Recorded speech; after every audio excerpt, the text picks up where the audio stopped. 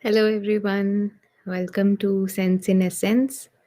Today, our topic is creating self worth greater than net worth. So, we all are very familiar with net worth. Currently, what we are doing is we are creating our self's worth. We feel worthy of something or deserving of something based on things that we possess. And that is what we call net worth. So depending on how much money I have, how much bank balance is there, what kind of house, the size of the house and the size and the technology of the car, what kind of watch, etc., etc., right? So when we see that the net worth is really defining our own self-worth, you know um, uh, we feel that we deserve some kind of respect depending on the status that we have in our society. And if we don't have these um, possessions, then we feel that we don't deserve even happiness. So we don't feel worthy basically if we don't have these physical things. um, Now what spiritual wisdom is telling us that uh, all these physical things, these objects that we are possessions that we are creating our self-worth on are actually perishable. They have an end, definitely. And when we are creating our self-worth based on this kind of perishable things, then it is not a very wise thing to do.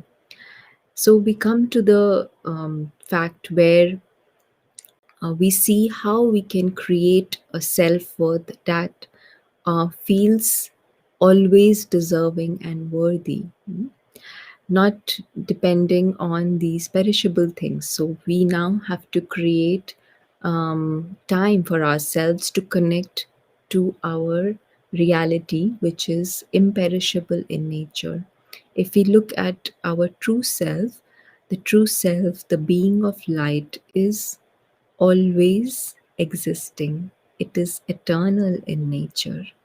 And so all its treasures and the jewels that it possesses, that of happiness, of joy, of love, of peace, these are all subtle and invisible treasures that exist forever for this inner being of light. And to also see that this inner being of light is actually um, a child of the supreme parent. Now, just like a parent always loves all his children equally, right? And will give whatever is there to all his children equally.